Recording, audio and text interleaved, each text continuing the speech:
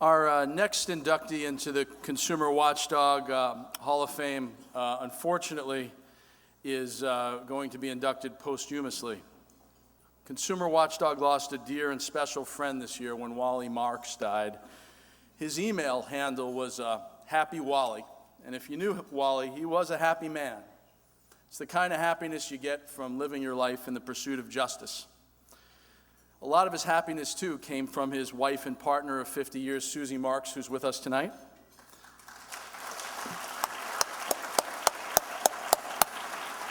And from his children and grandchildren.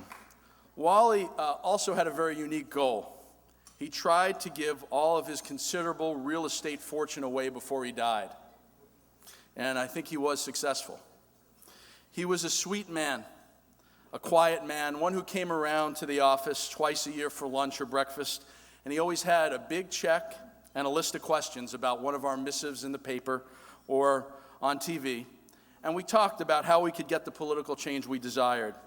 We'd go over the questions one by one, and he'd shake his head at the injustice du jour and how political corruption sustained it, and we would talk tactics. Wally processed the world through questions. These weren't the probing questions you'd expect from a very successful real estate developer. They were happy, innocent questions of a deeply curious human being who simply cared about others who didn't have the same wealth that he had. You see, Wally felt caring in a different way than we did. It wasn't just about caring. He was literally embarrassed with the wealth he had. And he was embarrassed at living so comfortably in a world where so many were uncomfortable. And so he wanted to change it, and he did. We worked together on health care reform, on campaign finance reform, on climate change, but his causes went far beyond that. He was a human rights activist. You'll see in a minute in the video. He worked on campaigns, day laborer campaigns, 3 strikes campaigns, peace in the Middle East. He supported 324 organizations, single-handedly. The most vexing questions for humanity were the ones to which Wally gave his time, his energy, and his money. You could see that Wally was a humanist just by witnessing his quiet, gentle way. He helped with kind words, with good ideas, with calls to friends, and with checks he handed over without comment or strings or pomp.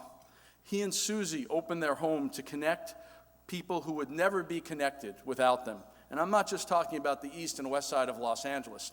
I'm talking about the West and the Middle East. His donations would come simply with a pat on the back and an almost embarrassed look to the pavement that he could write such a big check. It was as though he was paying a debt to you. The last time I saw him was about a year before his death in April. And he told me that within a year he'd be successful in giving away all his money. I can remember how happy that made him feel. And I just remember that look on his face that he would finally be divested of his wealth. Wally Marks was a rare man and a true progressive. He gave all he had for progress. He had no expectation of receiving anything in return, other than knowing that the conditions of other people with less would be more equal to his own. That made Wally happy. You can imagine how over the years many of Wally's and Susie's liberal neighbors in Bel Air thought they were probably nuts. And of course, those neighbors now have given their fortunes back to Bernie Madoff in the stock market. So in the end, Wally Marks showed them that his simple path to progress was right. Living is giving. If you had to put a motto on the man, that would be his motto. Living is giving.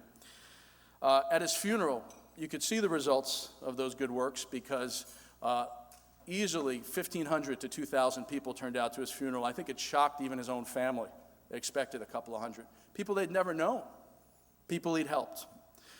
It's a little ironic that we're into the Consumer Watchdog Hall of Fame today because his office was in the Helms Bakery building. He redeveloped that land, and it was in a particular place, the Helms Hall, where Helms, who ran the Helms Bakery, was a sports nut, and so he was like a museum, and it still is a museum, to Little Leaguers and Pee Wee football players. It was called the Helms Hall of Fame. And so tonight we're welcoming Wally into the Consumer Advocate Hall of Fame and Consumer Watchdog. And here's a little video about why.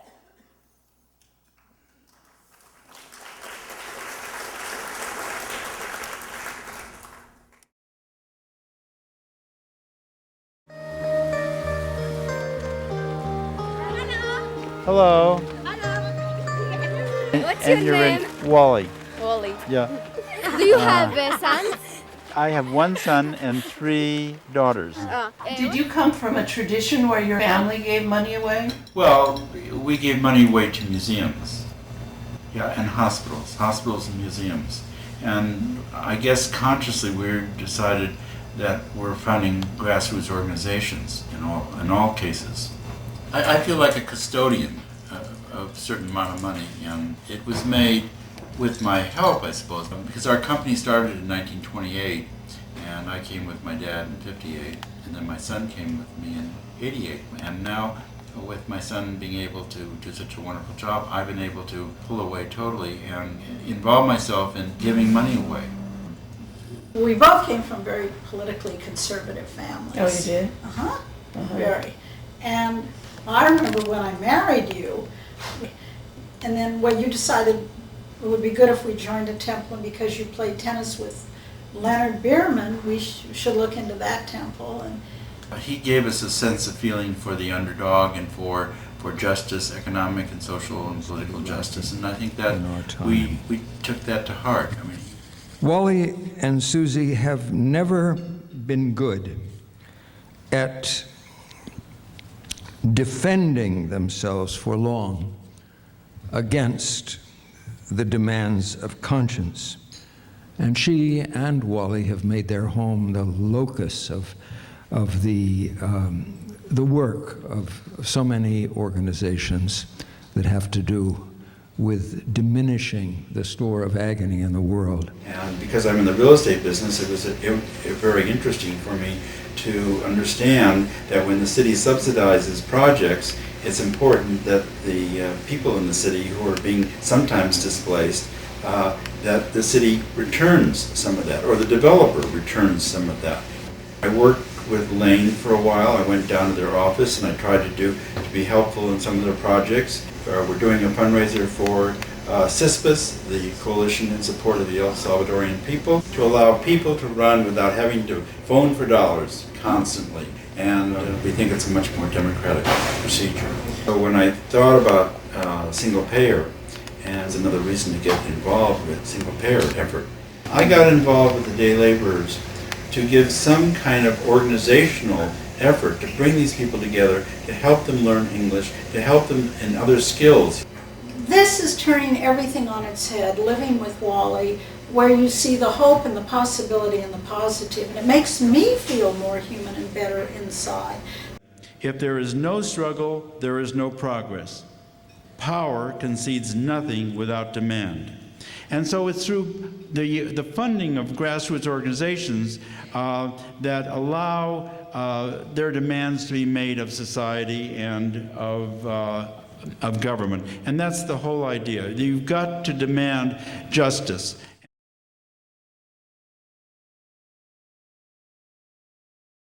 Please invite up to the stage now with me Susie Marks to accept Wally's induction.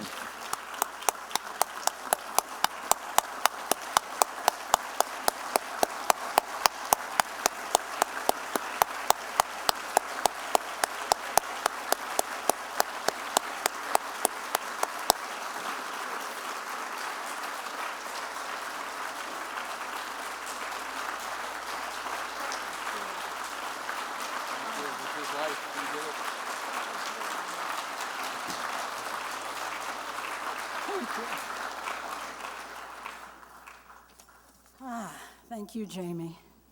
Oh. Wow. My husband, grateful father of 4, proud grandfather, devoted friend, brother, uncle, and champion of so many who yearn for an advocate. Wally died in April, the day after our 50th wedding anniversary. And that's the kind of man he was, loyal to the end. Whether you were his mate, his family, his friend, and quite honestly, and most especially, the downtrodden, the voiceless, and the underrepresented, Wally was there for you. He was there for all of us. Wally would have been so proud to have received the Rage for Justice Hall of Fame Award. But we all know that he would have demurred, insisting to Jamie that Consumer Watchdog had made a terrible mistake, that there were so many others more deserving. But we know differently, and we couldn't be more proud of Wally tonight. We're all here, his children, his family, his friends, and we're feeling the honor of the moment. I've been trying to think of what Wally might have said tonight in this room filled with attorneys, public interest specialists, advocates, and consumer think tank types. Wally was not one of you in a professional sense. He was a concerned citizen who took action, but he needed Consumer Watchdog.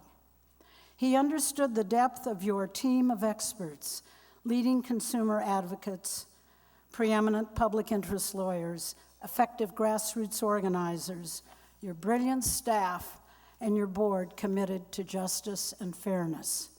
And many of Wally's passions were devoted to issues that he would never live to see fulfilled. He knew that. But with Consumer Watchdog, while successes came with a struggle, big struggles, your successes are there for all to see. And this is what helped Wally persevere in many other causes, your successes. He told others what Consumer Watchdog was all about, and he so strongly believed that networking would benefit all involved. I know that often I'm grateful to be informed about a project or an issue that I didn't know about, and I'm proud to make a contribution. I understand that this is the first time that Consumer Watchdog is giving an award posthumously, and I think it fits to read a message written by Rabbi Neil Comas Daniels of Santa Monica's Temple Beth Shir Shalom. Susie, he wrote, I've come to feel that a person's final breath is breathed out into everything. A person for whom that would be most true would be Wally. I know those of us who followed his lead will encounter him in many places where the need for peace and compassion are the greatest. And overwhelming and impossibly challenging as many of those places can be, Wally will give us a gentle nudge and tell us that it's okay, that we can get there and we can make a difference. His life created many blessings, and it is an honor to receive this tribute for Wally tonight. We thank you so very much.